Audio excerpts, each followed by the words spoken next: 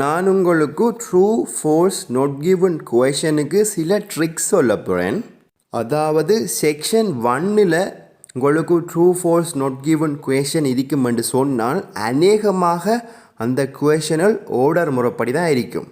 அதாவது முதலாவது குவேஷன் ஆன்சர் முதலாவது பந்தியில் இருக்கும் என்று சொன்னால் இரண்டாவது குவேஷன் ஆன்சர் இரண்டாவது பந்தியில் இருக்கும், மூன்றாவது குவேஷன் ஆன்சர் அதற்கு பிறகு இருக்கும், நான்காவது குவேஷன் ஆன்சர் அதற்கு பிறகு இருக்கும்.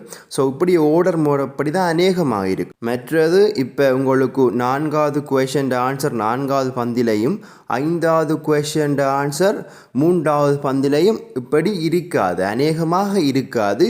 உங்களுக்கு செக்ஷன் 1ல் இப்படி குவேஷன் வந்திருக்குமென்னு சொன்னால் ஏன்னு சொன்னால் செக்ஷன் 1ல் வர குவேஷன்கள் அநேகமாக ஓர்டர் படி தான் உங்களுக்கு இருக்கும்.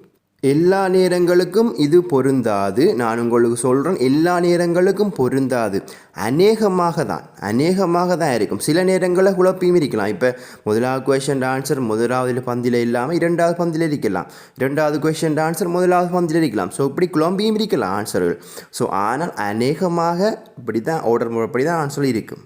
இப்படி இந்த ட்ரூ ஃபால்ஸ் நாட் கிவன் குவேஷன்களோட அந்த செக்ஷன் 1ல் உங்களுக்கு ஏபிசிடி ஒரு குவேஷன் தந்தாங்கன்னு சொன்னால் அதில் ஆன்சர் எல்லா பேராகிராஃப்குள்ளேயும் தான் இருக்கும். நீங்கள் கவனமாக வாசிக்கணும். இப்போ 5 பேராகிராஃப் தந்தாங்கன்னு சொன்னால் ஏபிசிடி குவேஷன் 1 தான் தந்தாங்கன்னு சொன்னால் அதில் ஆன்சர் எப்படியும் அந்த 5 பேராகிராஃப்குள்ளேயும் கம்பைனாக தான் இருக்கும். அதாவது அந்த 5 பேராகிராஃப்லையும் சேர்ந்த மாதிரி தான் உங்களுக்கு ஒரு ஏபிசிடி குவேஷன் வந்துன்னு சொன்னால் உங்களுக்கு விடை இருக்கும். அதாவது அந்த 5 பேராகிராஃபையும் உள்ளடக்கித்தான் அந்த விடை இருக்கும். ஏபிசிடி குவேஷனை விட போட்டிருப்பாங்க ஒரு குவேஷன் வந்துன்னு சொன்னால்.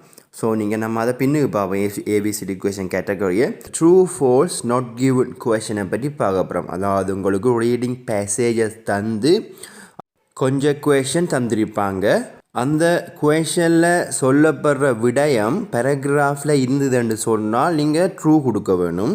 அதாவது குவேஷனில் சொல்லப்படுற விடயம் பேராகிராஃபில் இருந்ததுன்னு சொன்னால், அதாவது சரியாக இருந்ததுன்னு சொன்னால் நீங்கள் ட்ரூ கொடுக்க வேணும்.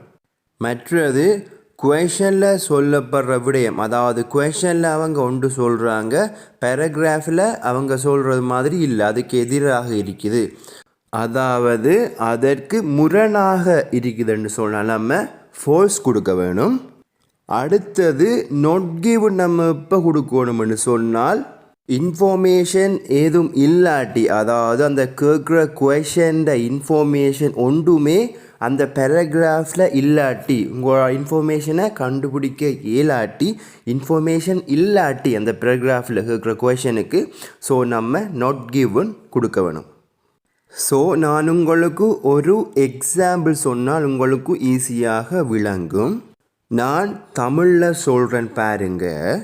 உங்களுக்கு கொஞ்சம் பேராகிராஃப் தந்திருக்கிறாங்க. ஸோ அதில் முதலாவது பேராகிராஃபில் என்ன இன்ஃபர்மேஷன் இருக்குதுன்னு சொன்னால், தமிழ் மொழி பேசுகிற மக்கள் இங்கிலாந்தில் இருக்கிற எல்லா இடத்தையும் பறந்து வாழ்கிறாங்க என்று சொல்லி உங்களுக்கு பேராகிராஃபில் இன்ஃபர்மேஷன் இருக்குதுன்னு வச்சுக்கொள்ளுவோம்.